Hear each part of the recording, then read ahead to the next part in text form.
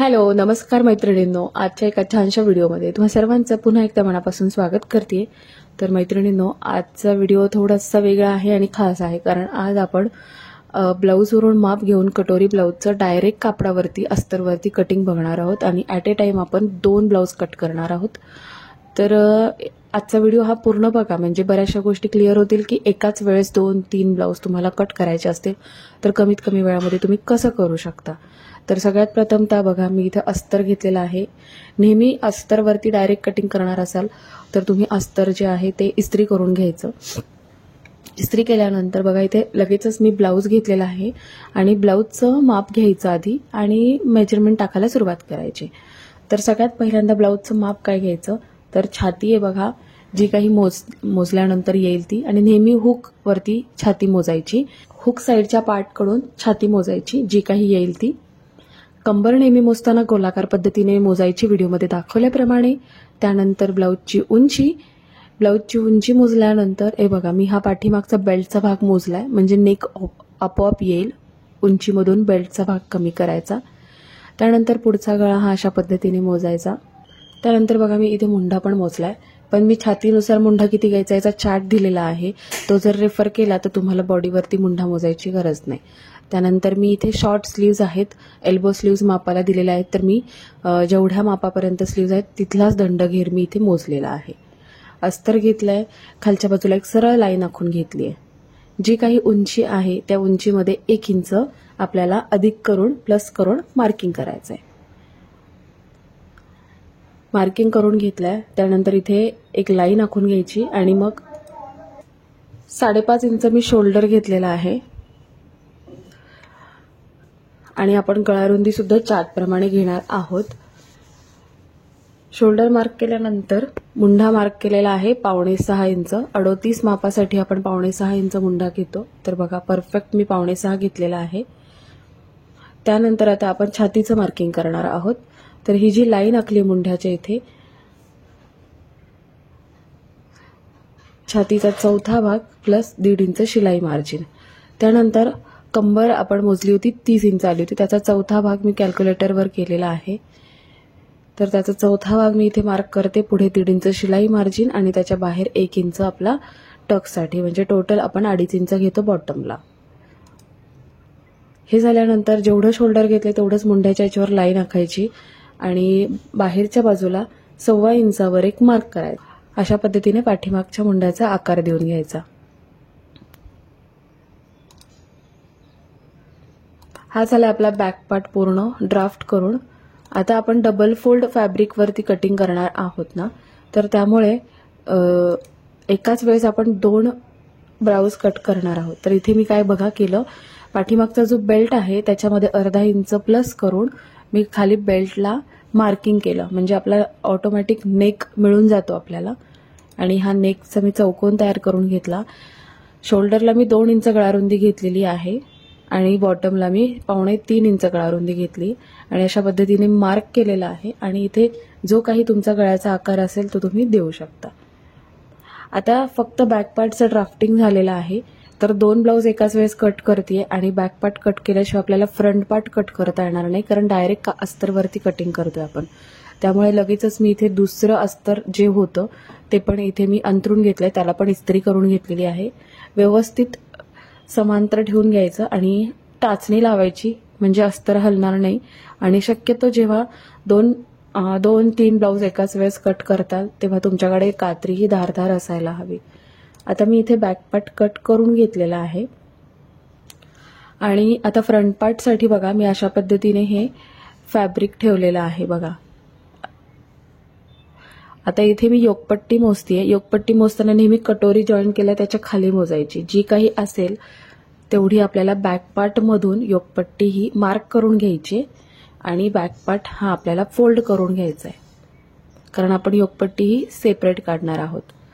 तर मी ही योकपट्टीसाठी जे फॅब्रिक होतं, जेवढं आपली 2.5 इंचाची योकपट्टी होती तेवढं मी फोल्ड करून घेतलंय आणि आहे असा हा बॅक पार्ट आपण मार्क करून घेतोय. मी मार्क करून घेतलेला आहे. आता पुढच्या मुंड्याला आकार देण्यासाठी आपण त्या कॉर्नरपासून साधारणतः 1.25 इंचावर मार्क करून पुढच्या मुंड्याला अशा पद्धतीने आकार देऊन घेतलाय.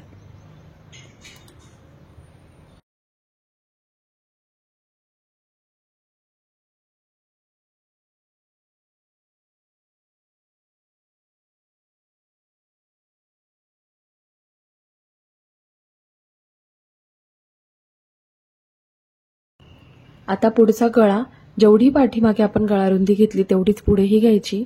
उंचीमध्ये अर्धा इंच प्लस करायचं आणि बॉटमला इथे 2.5 ते 2.25 इंच तुम्ही गळा रुंदी घेऊ शकता. तर मी साधारणतः इथे 2.5च घेतेय आणि चौकोन तयार करून गोलाकार मार्क करून घेतलेला आहे. आता कटोरीचं मार्किंग करायचंय.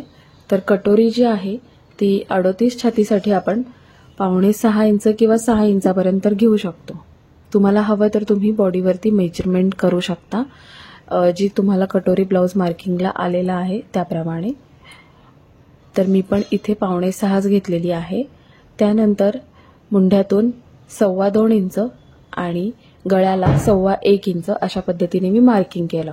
त्यानंतर मी पुन्हा ब्लाउज जो मेजरमेंटला होता त्याचे पण कटोरीच्या शोल्डरचं अंतर मोजलं, पण ते खूप कमी होतं, त्यामुळे मी फक्त 1.25 इंचच घेतलेला आहे. एकदम परफेक्ट आलेलं आहे ते. आणि अशा पद्धतीने 3 पॉईंट मिळालेले आहेत. तर ह्याचं आपल्याला व्यवस्थित जोडून घ्यायचे. तर बघा मी असे 2 मार्क करून घेतलेत आणि ह्याला आता व्यवस्थित कर्व देऊन घेणार आहे. हे झालेलं आहे आपलं कटोरीचं छान असं मार्किंग. आता हुकलूक पट्टीच्या बाजूला योकपट्टीचा थोडासा आपल्याला आकार द्यायचा आहे कटोरीला, जेणेकरून आपण योकपट्टीला आकार दिल्यानंतर हे एकदम छान इक्वल येईल. ह्याला पण मी छान टाचणी लावून घेतलेली आहे आणि हे व्यवस्थित कट करून घेतलेलं आहे. त्यानंतर कटोरी कट केली, पुढचा गळा कट केलेला आहे. आता साईड पार्ट आणि बॅक पार्ट आपला तयार झाला. आता कटोरी व्यवस्थित ड्राफ्ट करून घ्यायची. तर कटोरी नेहमी कट करताना अस्तरच्या क्रॉस कपड्यावर कट करायची.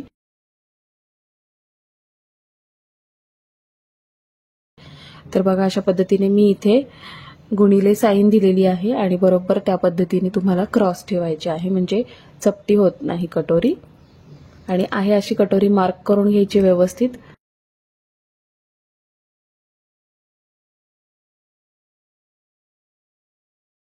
दोन्ही बाजूला व्हिडिओमध्ये दाखवल्याप्रमाणे 1.25 इंचाने कटोरी वाढवायची आणि त्यानंतर त्याचा मध्य काढायचा आणि खाली 1.5 इंचावर मार्क करायचं. आता हे 3 पॉईंट मिळालेत आपल्याला.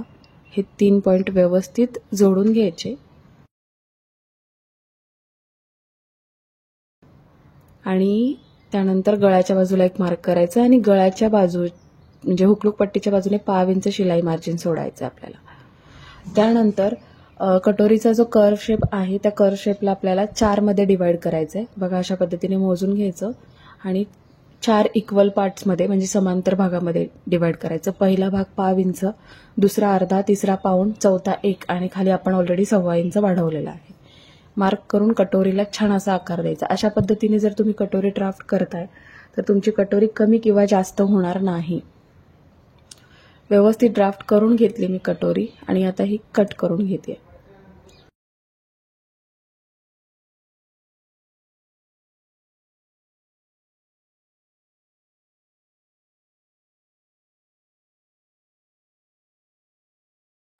ही कट केल्यानंतर आता आपण लगेचच स्लीव्स कट करणार आहोत. तर स्लीव्स कट करताना बघा काय होतं, बऱ्याचदा अस्तर आहे ना ओपन बाजूला अस्तर बऱ्याचदा खालीवर असतं. तर ते व्यवस्थित समांतर करून घ्यायचं आणि मग 2 फोल्ड करून घ्यायचं, म्हणजे ॲट अ टाइम आपल्या 4 स्लीव्स निघतात. म्हणजे इथे मी 2 ब्लाऊजचं कटिंग करते. तर आता बाहीची उंचीमध्ये आपल्याला 1 इंच शिलाई मार्जिन घ्यायचंय आणि शॉर्ट बाही जेव्हा कट करतो तेव्हा जी काही बाही आहे मुंडा खोली जी आहे ती 3 किंवा 3.5 इंच तुम्ही 6 इंचाच्या पुढच्या बाहीला घेऊ शकता. आता छातीचा चौथा भाग त्याच्यातून आपल्याला अर्धा इंच वजा करून आपल्याला बाहीचं मार्किंग करायचंय. नेहमी माझा हाच फॉर्म्युला आहे. बाही कमी पडत असेल तर थोडी एक्स्ट्रा घ्यायची. तर इथे बघा मी बाहीची रुंदी जी आहे ती 9 इंच घेतली.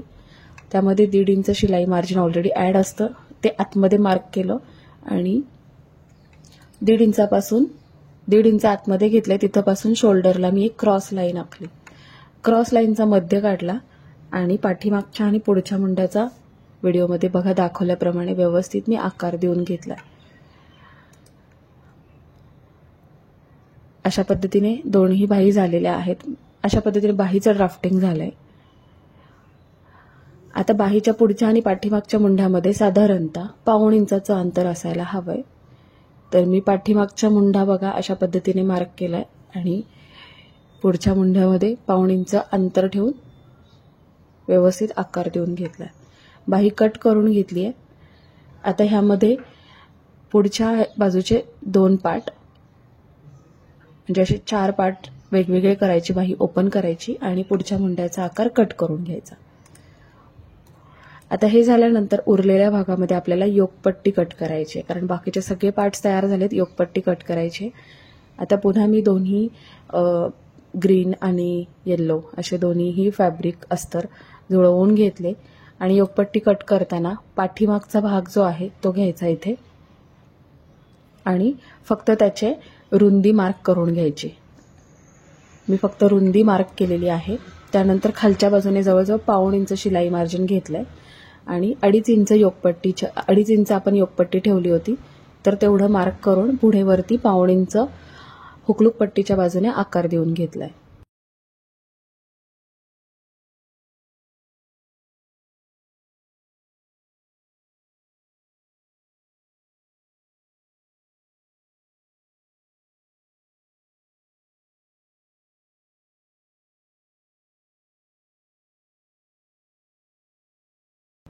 तर अशी योकपट्टी सुद्धा मार्क झालेली आहे, कट करून घेतली. अशा पद्धतीने अस्तरचं ॲट ए टाइम दोन्हीही अस्तरचं कटिंग आपलं झालेलं आहे. ह्याच सेम पद्धतीने तुम्ही 3, 4, 5 अशा पद्धतीने at a time blouse cut करू शकता.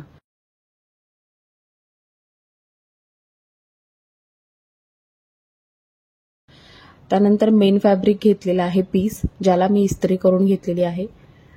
ते पण व्यवस्थित एकावर एक ठेवून घ्यायचे.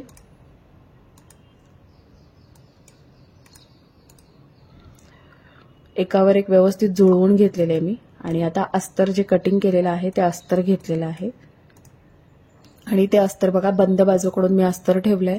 आता याचा पन्हा थोडा मोठा असतो अस्तरपेक्षा, त्यामुळे साईड पार्ट जो आहे तो बघा अशा पद्धतीने मी अरेंज केलाय. त्यानंतर कटोरी तिथे अरेंज केलेली आहे आणि योकपट्टी आणि स्लीव्ज. आता याच्या शॉर्ट स्लीव्ज आहेत, त्यामुळे बऱ्याचदा आपल्याला स्लीव्ज ज्या आहेत त्या 1 मीटरमध्ये अस्तरमध्ये शॉर्ट स्लीव्ज कट होतात डायरेक्ट कापडावरती कटिंग. पण जेव्हा एल्बो स्लीव्ज असतात तर तेव्हा डायरेक्ट कापडावरती कटिंग करायचं असेल तर 1.25 मीटर अस्तर तुम्हाला घ्यावं लागणार आहे. तर सध्या हे मी बघा साईड पार्ट बॅक पार्ट व्हिडिओमध्ये दाखवल्याप्रमाणे एवढा कट करून घेते आणि नंतर योकपट्टी आणि बाही कुठे अरेंज केली ते दाखवते. तर बघा हे अशा पद्धतीने 2 पार्ट कटिंग झालेले आहेत. कटोरी कटिंग झालेली आहे.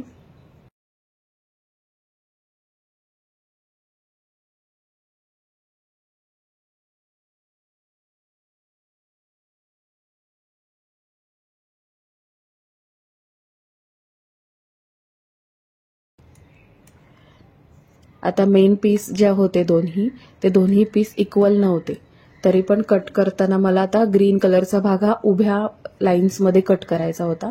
तर मी आता फक्त ग्रीन कलरचा जो पार्ट आहे तो मी उभ्या लाईनमध्ये कट करते, म्हणजे याला मला जास्त जॉईंट द्यावा लागणार नाहीये. आणि मुळात ब्लाऊजचं डिझाईन जसं असेल त्या पद्धतीने आपल्याला बाही कट करावी लागते. तर मी फक्त हिरव्या कलरचा जो ब्लाऊज आहे त्याला मी इथे हे केलेलं आहे, उभ्या लाईन्समध्ये कट केलेला आहे. आणि आता जो गोल्डन आहे तर त्याला जॉईंट द्यायची गरज नाही लागणार, कारण तो प्लेन आहे, मग तो आपण आडव्या ह्याच्यामध्ये कट केला तरी सुद्धा चालणार आहे. तर आधी मी आता योकपट्टी कट करून घेते दोन्हीची एकाच वेळेस. ह्याला बघा जॉईंट एवढा द्यावा लागणार आहे पलीकडच्या बाजूने 1-1.5 इंचाचा. तर मी इथे लगेचच कापड काढून ठेवलेलं आहे जॉईंटसाठी. आणि आता ह्या साईडला योकपट्टी कट करते.